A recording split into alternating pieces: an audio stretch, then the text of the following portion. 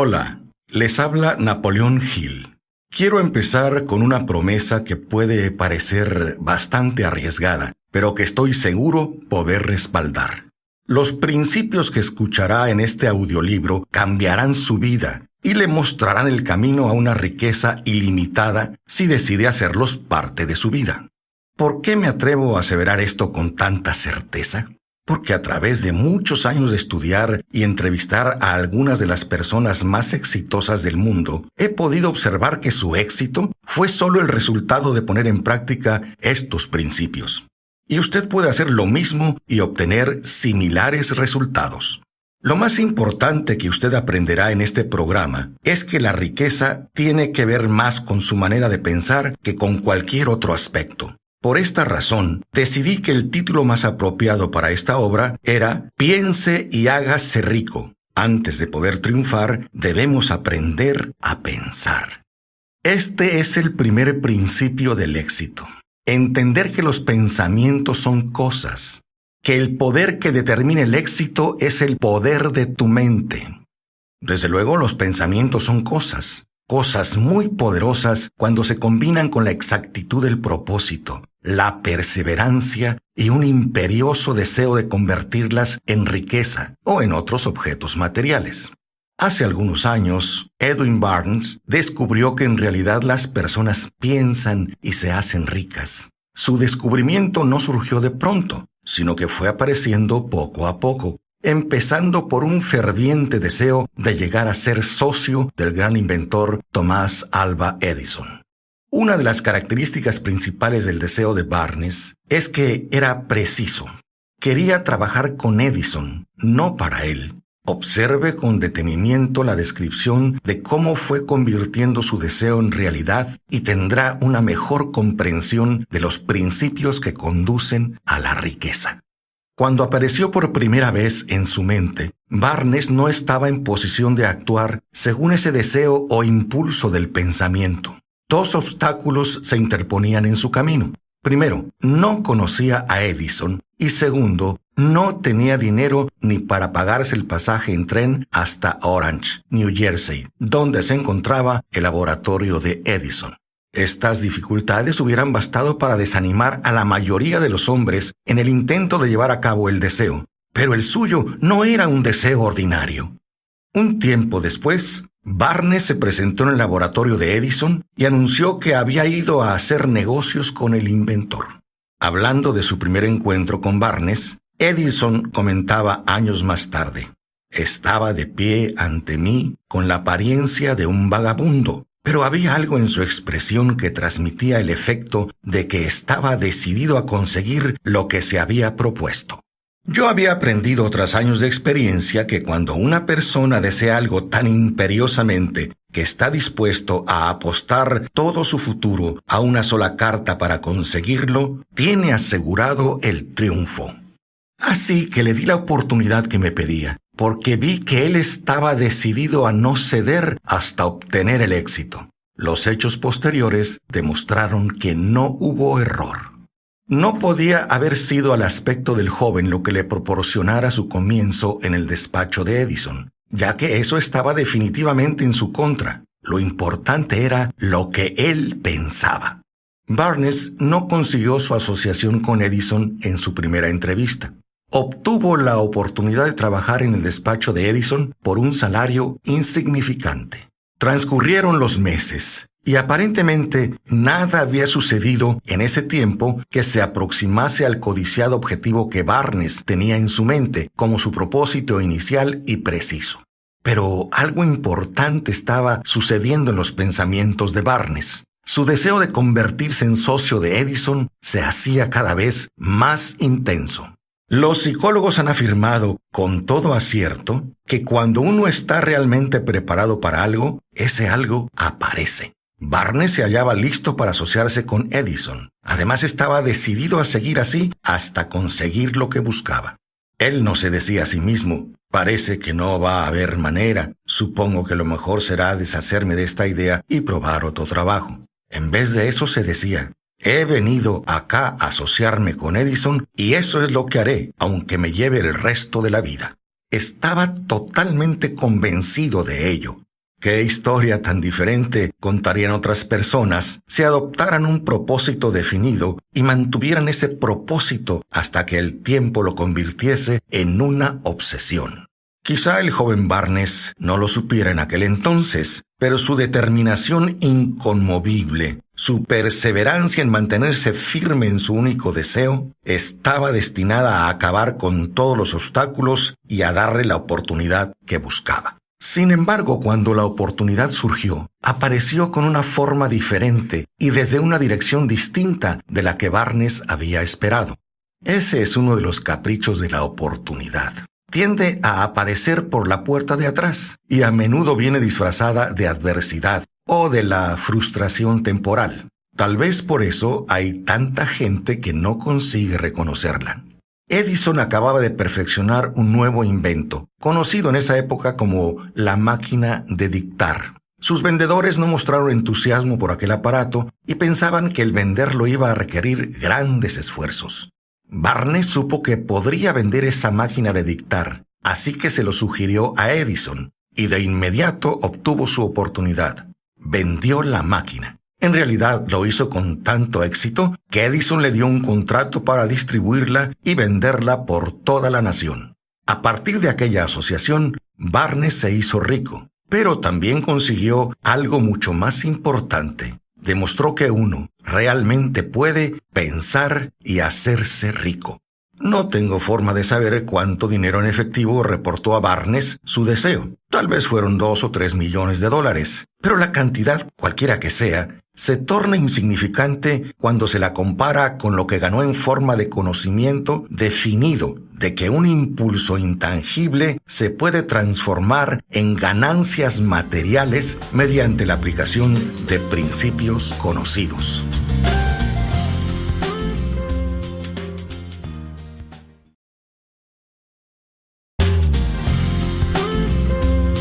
La moraleja de esta historia es que el señor Barnes literalmente se visualizó en asociación con el gran Edison. La vio como una realidad y se vio dueño de una fortuna. No tenía nada con qué empezar, excepto la capacidad de saber lo que deseaba y la determinación de mantenerse fiel a ese deseo hasta haberlo realizado. Como escucharemos a continuación, una de las causas más comunes del fracaso es el hábito de abandonar la faena cuando uno se ve presa de una frustración temporal. Todos somos culpables de este error en algún momento de nuestra vida. El señor Darby contaba cómo durante la fiebre del oro, su tío había partido hacia California con el propósito de cavar y buscar oro y hacerse rico. Él no sabía que se ha sacado más oro de los pensamientos de las personas que de la tierra. Así que obtuvo una licencia y se fue a trabajar con el pico y la pala. Después de varios meses de trabajo, obtuvo la recompensa de descubrir una veta de mineral brillante. Necesitaba maquinaria para extraer el mineral, así que con mucha cautela cubrió la mina y se devolvió a su hogar en Williamsburg, en el estado de Maryland, y les habló a sus parientes y a algunos vecinos de su hallazgo. Entre todos reunieron el dinero necesario para la maquinaria y la enviaron a la mina. Darby y su tío volvieron a trabajar en ella. Extrajeron el primer carro de mineral y lo enviaron a un fundidor. Las utilidades demostraron que poseían una de las minas más ricas de Colorado. Con unos pocos carros más de minería saldarían todas las deudas. Entonces empezarían a ganar dinero en grande. Darby y su tío comenzaron a taladrar con entusiasmo y con muchas esperanzas. Entonces sucedió algo. El filón de mineral brillante desapareció. Habían llegado al final del arco iris y la olla de oro no estaba ahí. Perforaron en un desesperado intento para volver a encontrar la veta, pero fue en vano. Finalmente decidieron abandonar la mina. Vendieron la maquinaria a un chatarrero por unos pocos cientos de dólares y tomaron el tren de vuelta a casa. El chatarrero llamó a un ingeniero de minas para que mirara la mina e hicieron una nueva exploración. El ingeniero le informó que el proyecto había fracasado porque los dueños no estaban familiarizados con las vetas falsas. Sus cálculos indicaban que la veta reaparecería a 1 metro de donde los Darby habían dejado de perforar. Y allí fue precisamente donde fue encontrada. El chatarrero extrajo millones de dólares en mineral de aquella mina porque supo buscar el asesoramiento de un experto antes de darse por vencido. ¿Cuál es la lección a aprender? Repite lo siguiente: nunca me detendré porque me digan no. Mucho tiempo después, Darby rectificó sobradamente su pérdida cuando descubrió que el deseo también se puede transformar en oro. Eso le ocurrió después de que ingresara en el negocio de la venta de seguros de vida. Recordando que había perdido una inmensa fortuna por haber dejado de perforar a 1 metro del oro, Darby aprovechó esa experiencia en el trabajo que había elegido con el sencillo método de decirse a sí mismo: me detuve a 1 metro del oro, pero nunca me detendré porque me digan no cuando yo trate de venderles un seguro. Darby se convirtió en uno de los mejores vendedores de seguros de su compañía. Su tenacidad se la debía a la lección que había aprendido de su temprana deserción en el negocio de la mina de oro. Antes de que el éxito aparezca en la vida de cualquier persona, es seguro que ésta se encontrará con muchas frustraciones temporales y tal vez con algún fracaso. Cuando la frustración se adueña de nosotros, lo más fácil y más lógico que puede hacer es abandonar. Eso es lo que la mayoría de las personas hace. Más de 500 de las personas más prósperas de Estados Unidos me han dicho que sus mayores éxitos surgieron un paso más allá del punto en que la frustración se había apoderado de ellos. El fracaso tiene un siniestro sentido de la ironía y la malicia. Se deleita en hacernos tropezar cuando el éxito está casi a nuestro alcance. Poco después de que Darby obtuviera su grado en la Universidad de los Porrazos y decidiera aprovechar su experiencia en el asunto de la mina de oro, tuvo la buena fortuna de estar presente en una ocasión que le demostró que no significa necesariamente que no. Una tarde ayudaba a su tío a moler trigo en un viejo molino. Su tío dirigía una granja grande donde vivía un grupo de granjeros arrendatarios. De repente, la puerta se abrió silenciosamente y una niña, hija de uno de los arrendatarios, entró y se situó junto a la puerta. El tío levantó la vista, miró a la niña y gritó con severidad: ¿Qué quieres? La niña respondió humildemente: mi mamá dice que le mande 50 centavos. Vete a tu casa, le gritó nuevamente. Sí, señor, respondió la niña, pero no se movió. El tío siguió con su trabajo tan ocupado que no prestó atención a la niña y no se dio cuenta de que no se había marchado. Cuando volvió a levantar la mirada y la vio allí parada, gritó: He dicho que te vayas a tu casa. Ahora márchate o te daré una paliza. Sí, señor, dijo la niña nuevamente, pero siguió inmóvil.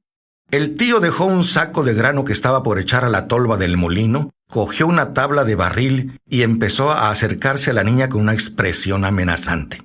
Darby contuvo el aliento. Estaba seguro de hallarse a punto de presenciar una paliza. Sabía que su tío tenía un temperamento terrible. Cuando su tío llegó a donde estaba la niña, ella dio un paso rápido al frente, le miró a los ojos y gritó con todas sus fuerzas: «Mi mamá necesita esos 50 centavos». El tío se detuvo, la miró unos instantes y luego dejó lentamente la tabla del barril a un lado. Se metió la mano en el bolsillo, sacó los 50 centavos y se los dio a la niña. Ella cogió el dinero y se encaminó despacio hacia la puerta sin quitar los ojos del hombre al que acababa de vencer. Después de que la niña se había marchado, el tío se sentó en una caja y permaneció mirando por la ventana durante más de 10 minutos. Estaba reflexionando, sorprendido por la derrota que acababa de sufrir. Darby también estaba pensativo. Esa era la primera vez en su vida que había visto a una criatura dominar de esa manera a un adulto. ¿Cómo lo había hecho? ¿Qué le había ocurrido a su tío para que perdiera su ferocidad y se volviera tan dócil como un cordero? ¿Qué extraño poder había empleado esa niña para hacerse dueña de la situación? Estas y otras preguntas similares destellaban en la mente de Darby, pero no halló las respuestas hasta muchos años después, cuando me relató la historia. Curiosamente, el relato de esa inusual experiencia la escuché en el viejo molino, el mismo sitio donde su tío recibió esa lección. Al final de su relato terminó preguntándome: ¿cómo se puede explicar esto? ¿Qué extraño poder tenía esa niña para dominar por completo a mi tío? La respuesta a esa pregunta la encontrará en los principios que se describen en este audiolibro. La respuesta es concluyente y completa. Contiene detalles e instrucciones suficientes para que cualquiera comprenda y aplique la misma fuerza con la que ella se encontró de forma accidental. Manténgase alerta y escuchará el extraño poder que acudió en ayuda de la niña. En alguna parte de este programa encontrará una idea que avivará sus sentidos y pondrá a su alcance, para su propio beneficio, ese mismo poder irresistible. Puede aparecer ante usted en cualquier momento. Tal vez surja en su conciencia más adelante. Puede presentarse en forma de una sola idea, o quizá la encuentre en plan de acción o a manera de propósito. Y esto puede hacerle volver sobre sus pasadas experiencias de frustración o de fracaso, y aportarle alguna lección mediante la cual usted recupere todo lo que había perdido en su fracaso. Después de haberle explicado al señor Darby el poder que la niña había empleado, quizás sin saberlo, él repasó sus 30 años de experiencia en la venta de seguros de vida y estuvo francamente de acuerdo en que su éxito en ese campo se debía, en gran parte, a la lección que había aprendido de la pequeña. El señor Darby señaló cómo cada vez que un posible comprador trataba de deshacerse de él, sin haber adquirido el seguro que le había ofrecido, yo visualizaba a la niña, parada en el viejo molino, con sus ojazos desafiantes, y me decía a mí mismo: no me voy a mover de aquí sin conseguir esta venta. De esa manera se ha dado que la mayor parte de las ventas que he hecho ha sido a gente que me ha dicho no. El señor Darby también recordó su error al haberse detenido a 1 metro escaso del oro. Pero esa experiencia fue una bendición encubierta. Me enseñó a seguir insistiendo sin que importasen las dificultades. Y fue una lección que necesité aprender antes de poder tener éxito en cualquier campo.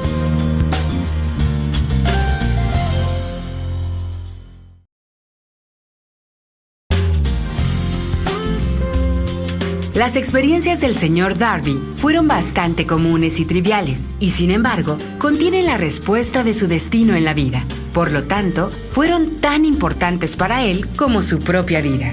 Sacó provecho de ellas porque las analizó y supo ver lo que le enseñaban. Pero, ¿qué hay del hombre que no tiene el tiempo ni la inclinación para estudiar sus fracasos en busca del conocimiento que pueda conducirlo al éxito? ¿Dónde y cómo va a aprender el arte de convertir los fallos en escalones hacia la oportunidad? Para responder a esas preguntas es que decidí escribir Piense y hágase rico. La respuesta a estas preguntas la encontrará en los principios que encontrará a todo lo largo de este programa. Pero recuerde, a medida que vaya escuchando, que la respuesta que quizás usted está buscando a las preguntas que le han hecho reflexionar en los misterios de la vida, puede encontrarla en usted mismo, a través de alguna idea, plan o propósito que tal vez surja en su cerebro mientras escucha. Una buena idea es todo lo que se necesita para alcanzar el éxito. Los principios descritos aquí contienen los medios y maneras de crear ideas útiles. Antes de seguir adelante con nuestro enfoque para describir estos principios, es importante que piense en la siguiente reflexión. Cuando las riquezas empiezan a aparecer, lo hacen con tanta rapidez y en tal abundancia que uno se pregunta dónde habrán estado escondidas durante todos esos años de necesidad. Esta es una afirmación sorprendente, y tanto más si tenemos en cuenta la creencia popular de que la riqueza premia solo a quienes trabajan mucho durante mucho tiempo. Cuando usted comience a pensar y a hacerse rico, observará que la riqueza empieza a partir de un estado mental con un propósito definido.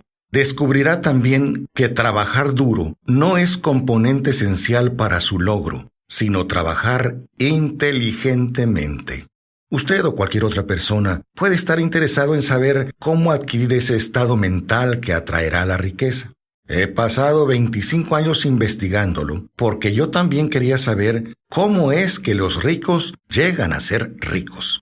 Observe con mucha atención. Tan pronto como domine los principios de esta manera de pensar y empiece a seguir las instrucciones para aplicar esos principios, su nivel económico empezará a crecer y todo lo que usted toque comenzará a transformarse en beneficios. ¿Imposible? De ninguna manera. Una de las mayores debilidades de la especie humana es la manera tan rápida con que utilizamos la palabra imposible. Conocemos todas las reglas que no darán resultado y sabemos todas las cosas que no se pueden hacer. Este audiolibro se hizo para quienes buscan las reglas responsables por el éxito de otras personas triunfadoras y están dispuestas a jugárselo todo con esas reglas. El éxito llega a aquellas personas que son conscientes de la posibilidad del éxito. El fracaso arruina a aquellos que se resignan a él con indiferencia. El objeto de este programa es ayudar a todo el que quiera aprender el arte de cambiar su enfoque y quiera ir del fracaso al éxito. Otra debilidad que generalmente se encuentra en demasiadas personas es el hábito de medirlo todo, y a todos, por sus propias impresiones y creencias. Quienes escuchen esto creerán que jamás podrán pensar y hacerse ricos, porque sus hábitos de pensamiento se han estancado en la pobreza, la miseria, los errores y el fracaso. Estas personas desafortunadas me recuerdan a un joven chino muy distinguido que fue a estudiar en los Estados Unidos. Acudía a la Universidad de Chicago. Un día, el presidente de la institución se encontró con ese joven oriental, se detuvo a charlar con él unos minutos y le preguntó qué le había impresionado como la característica más notoria del pueblo estadounidense. Bueno, replicó el estudiante, la extraña forma de sus ojos. Tienen unos ojos rarísimos. Lo más curioso es que eso es lo mismo que nosotros pensamos de ellos. Pensamos que los ojos de los demás son rarísimos porque no son iguales a los nuestros.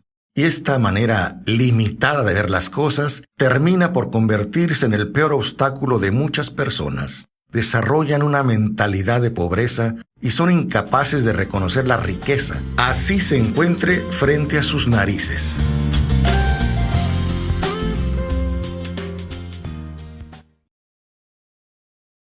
Cuando Henry Ford decidió fabricar su famoso motor V8, quiso construir un motor con los 8 cilindros en un solo bloque y dio instrucciones a sus ingenieros para que produjeran un prototipo de motor.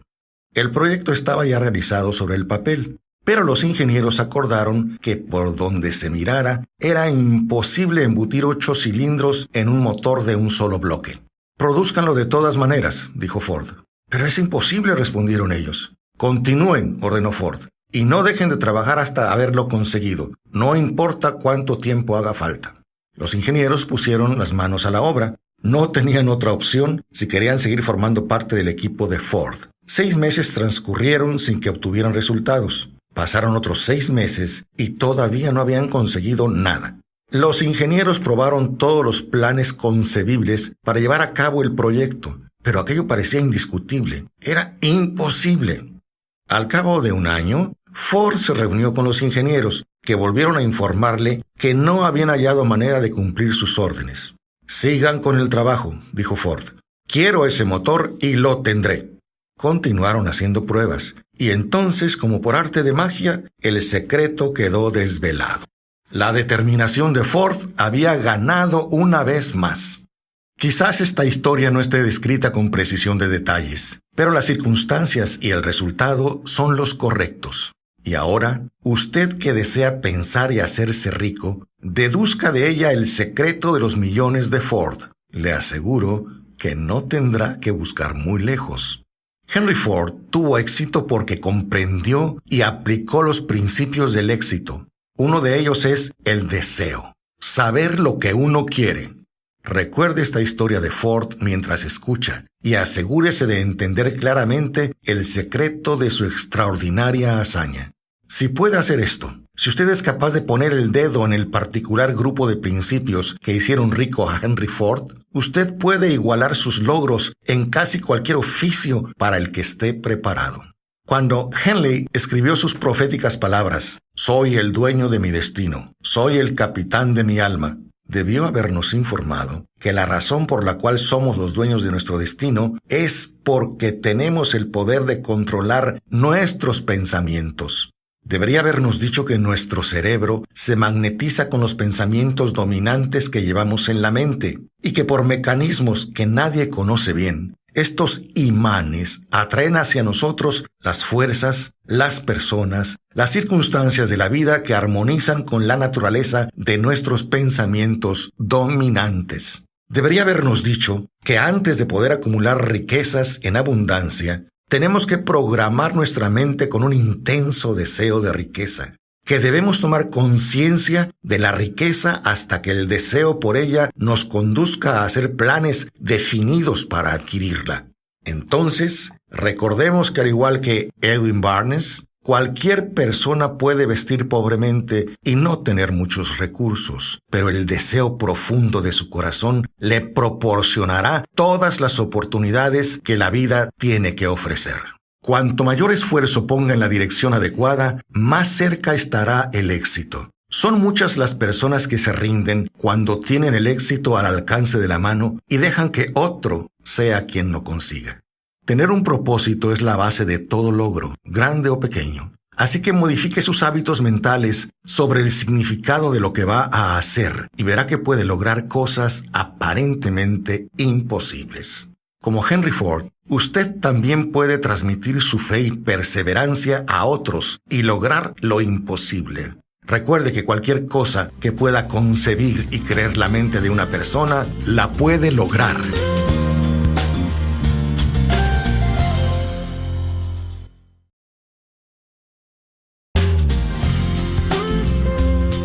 Según Napoleón Hill, el segundo paso hacia la riqueza es el deseo. Los sueños se hacen realidad cuando el deseo los transforma en acciones concretas. Pídale a la vida grandes dones y la estará invitando a que la vida se los ofrezca. En los siguientes minutos veremos cómo para triunfar es vital convertir nuestras metas en profundos deseos.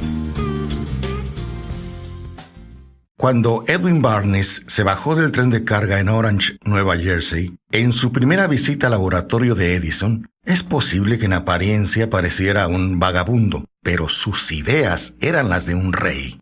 Mientras se dirigía desde los rieles del ferrocarril hacia la oficina de Thomas Alva Edison, su cerebro trabajaba sin parar. Se veía a sí mismo de pie en presencia de Edison. Se oía pidiéndole a Edison la oportunidad de llevar a cabo la única obsesión de su vida, el deseo ardiente de llegar a ser socio en los negocios del gran inventor.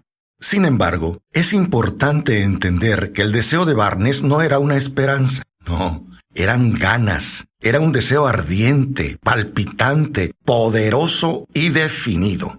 Algunos años después, Barnes volvió a pararse frente a Edison, en la misma oficina en que se había encontrado por primera vez con el inventor. Y en esta ocasión, el deseo se había convertido en realidad. Era socio de Edison. El sueño dominante de su vida se había vuelto realidad. Barnes tuvo éxito porque eligió un objetivo definido y puso toda su energía, toda su fuerza de voluntad, todos sus esfuerzos en busca de ese objetivo. Pasaron 5 años antes de que apareciera la oportunidad que había estado buscando. Para todos, él solo parecía ser uno más de los muchos empleados que eran parte de los negocios de Edison. Pero para él fue socio de Edison cada minuto del día desde el primero en que empezó a trabajar allí. Ese es un gran ejemplo del poder de un deseo definido. Barnes consiguió su objetivo porque deseaba ser socio de Edison más que ninguna otra cosa. Creó un plan para alcanzar su propósito. Pero quemó todas sus naves tras de sí. Se mantuvo firme en su deseo hasta que éste se convirtió en la obsesión de su vida y finalmente en un hecho. Cuando viajó a Orange, él no se dijo a sí mismo, trataré de convencer a Edison de que me dé algún tipo de trabajo, sino que él dijo, voy a ver a Edison para explicarle que he venido a hacer negocios con él. Él no pensó, estaré alerta ante cualquier otra oportunidad en caso de que no consiga lo que quiero en la empresa de Edison, sino que se dijo una y otra vez, no hay más que una cosa en este mundo que estoy decidido a conseguir, y es asociarme con Edison en sus negocios. Quemaré todas las naves tras de mí y apostaré mi futuro a mi capacidad para conseguir lo que quiero. No se planteó en ningún momento retroceder. Tenía que triunfar o morir. En estas palabras se puede resumir toda la historia de su éxito.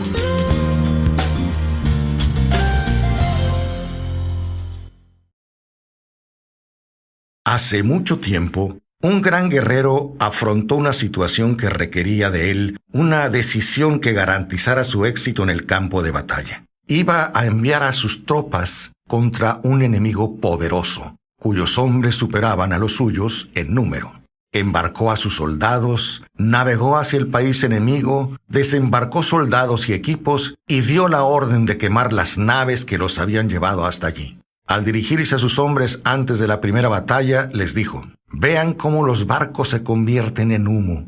Eso significa que no podremos dejar estas playas vivos a menos que ganemos. Así que no tenemos otra opción. O vencemos o morimos». Cada persona que vence en cualquier empresa debe estar dispuesta a quemar sus naves y eliminar todas las posibilidades de dar marcha atrás. Solo así puede tener la seguridad de mantener ese estado mental conocido como deseo ardiente de ganar, esencial para el éxito. La mañana siguiente al gran incendio de Chicago, un grupo de comerciantes se paró en medio de la calle, observando los restos humeantes de lo que habían sido sus tiendas y negocios. Organizaron una reunión para decidir si tratarían de reconstruirlas o abandonarían Chicago para volver a empezar en algún lugar del país más prometedor. Con excepción de uno de ellos, todos llegaron a la misma conclusión: abandonar Chicago. Marshall Field, el comerciante que decidió quedarse y reconstruir su negocio, señaló con el dedo los restos de su tienda y dijo: «Caballeros, en ese mismo sitio construiré la tienda más grande del mundo, no importa las veces que pueda quemarse». Después de más de un siglo de aquel suceso y de haber sido construida aquella tienda, todavía sigue en pie, como un monumento al poder de ese estado mental conocido como deseo ardiente. Lo más sencillo que él podría haber hecho era imitar a sus colegas, cuando las perspectivas se mostraban difíciles y el futuro parecía funesto. Se retiraron a donde las cosas pareciesen más fáciles. Fíjese bien en la diferencia entre Marshall Field y los demás comerciantes, porque es la mínima diferencia que distingue a casi todos los que tienen éxito de aquellos que fracasan. Todo ser humano que alcanza la edad de comprender la razón de ser del dinero, quiere tener dinero. Sin embargo, quererlo no basta para acumular riqueza. Pero desear la riqueza con un estado mental que se convierte en una obsesión y luego planificar formas y medios definidos para adquirirla y ejecutar esos planes con una perseverancia que no acepte el fracaso, atraerá la riqueza.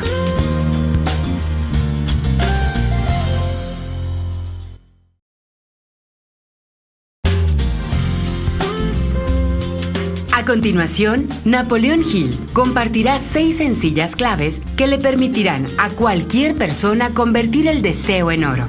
El método por el que el deseo de riqueza se puede traducir en su equivalente monetario consiste en 6 pasos sencillos y definidos que todos podemos poner en práctica. Escuchemos. Efectivamente, las claves son sencillas. Sin embargo, lo más importante de entender es que no son opcionales. Si queremos convertir nuestros deseos en su equivalente monetario, debemos seguir cada una de ellas. La primera es determinar la cantidad exacta de dinero que desea. No basta con decir «quiero mucho dinero». Sea concreto en cuanto a la cantidad. La segunda clave es determinar con exactitud lo que se propone dar a cambio del dinero que desea. Recuerde que todo tiene un precio. No hay tal cosa como recibir algo a cambio de nada. Tercera, establezca un plazo determinado en el que se propone poseer el dinero que desea. La cuarta clave es, cree un plan preciso para llevar a cabo su deseo y empiece de inmediato a poner el plan en acción, sin que importe si se haya preparado o no. Quinta clave, escriba una declaración, un enunciado claro y conciso de la cantidad de dinero que se propone conseguir. Apunte el tiempo límite para esta adquisición. Aclare lo que se propone dar a cambio del dinero y describa con exactitud el plan mediante el que se propone conseguirlo. Finalmente, la última clave consiste en leer su memorando en voz alta, 2 veces al día, una vez antes de acostarse y otra al levantarse. Mientras lee, vea, sienta y visualícese ya en posesión del dinero. Es importante que siga las instrucciones descritas en estas 6 claves. En especial observe y siga las instrucciones de la última. Tal vez se queje de que le resulta imposible verse en posesión del dinero antes de tenerlo realmente.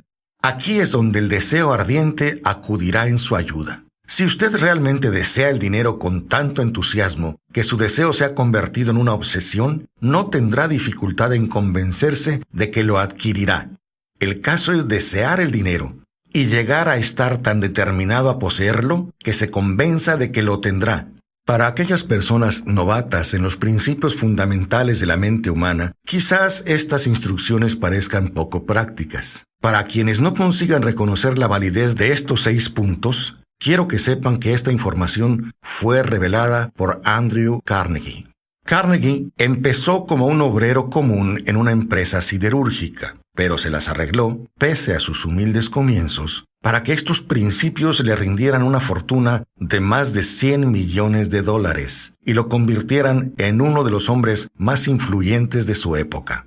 Como ayuda adicional, quizá les sirva saber que los 6 puntos recomendados aquí fueron cuidadosamente examinados muy detalladamente por el gran Thomas Alva Edison, que puso su sello de aprobación en ellos por ser esenciales no solo para la acumulación de dinero, sino para la consecución de cualquier objetivo. Estos pasos no requieren trabajo duro, ni grandes sacrificios. Para utilizarlos, no hace falta ir a la universidad ni nada por el estilo. Pero la aplicación eficaz de estos 6 pasos exigen la suficiente imaginación para ver y comprender que la acumulación de dinero no se puede dejar al azar, a la buena suerte o al destino. Uno debe darse cuenta de que todos los que han acumulado grandes fortunas primero han soñado, deseado, anhelado, pensado y planificado antes de conseguir el dinero.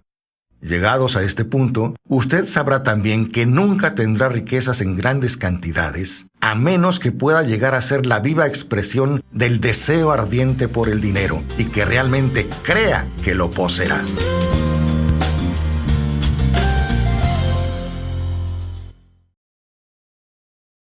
Quiero terminar este segundo paso hablando del poder de los grandes sueños. A quienes nos encontramos en esta carrera hacia la riqueza, debe animarnos a ver que este mundo cambiante exige nuevas ideas, nuevas maneras de hacer las cosas, nuevos líderes, nuevos intentos, nuevos métodos de enseñanza, nuevos métodos de venta, nuevos libros, nuevos programas de televisión, nuevas ideas para el cine. Tras toda esta demanda de cosas nuevas y mejores, hay una cualidad que uno debe poseer para ganar, y es la definición del propósito, el conocimiento exacto de lo que uno quiere y un deseo ardiente de poseerlo. Los que deseamos acumular riquezas debemos recordar que los verdaderos líderes del mundo han sido siempre personas que han sabido dominar, para su uso práctico, las fuerzas invisibles e intangibles de la oportunidad que está por surgir, y han convertido esas fuerzas, ideas o pensamientos en empresas, rascacielos, aviones, automóviles y todas las invenciones que hacen la vida más placentera. Al planear la adquisición de su porción de riqueza, no se deje influir por quienes menosprecien sus sueños. Para lograr grandes ganancias en este mundo cambiante, uno debe captar el espíritu de los grandes pioneros del pasado, cuyos sueños le han dado a la civilización todo lo que tiene de valioso. Si lo que usted quiere hacer está bien y usted cree en ello, adelante, hágalo. Lleve a cabo sus sueños y no haga caso de lo que los demás puedan decir si usted se tropieza en algún momento con dificultades, ya que tal vez los demás no sepan que cada fracaso lleva consigo la semilla de un éxito equivalente. Thomas Edison soñaba con una lámpara que funcionara con electricidad en lugar de gas. Empezó a poner su sueño en acción y pese a sus más de 10,000 fracasos, mantuvo su entusiasmo hasta que lo convirtió en una realidad física. Los soñadores prácticos no abandonan. Los hermanos Wright soñaron con una máquina que volara por los aires. Ahora podemos ver en todo el mundo que sus sueños se han cumplido. Marconi soñaba con un sistema que pudiera transmitir señales electromagnéticas a través del aire. Las pruebas de que no soñaba en vano podemos encontrarlas en cada aparato de radio y de televisión que hay en el mundo. Quizá le interese saber que los amigos de Marconi lo pusieron bajo custodia y fue examinado en un hospital para psicópatas cuando anunció que había descubierto un principio mediante el cual podrían enviar mensajes a través del aire sin ayuda de cables ni ningún otro medio físico de comunicación. A los soñadores de hoy en día les va mejor. El mundo está lleno de oportunidades que los soñadores del pasado jamás conocieron. ¿Cómo hacer que los sueños despeguen de la plataforma de lanzamiento?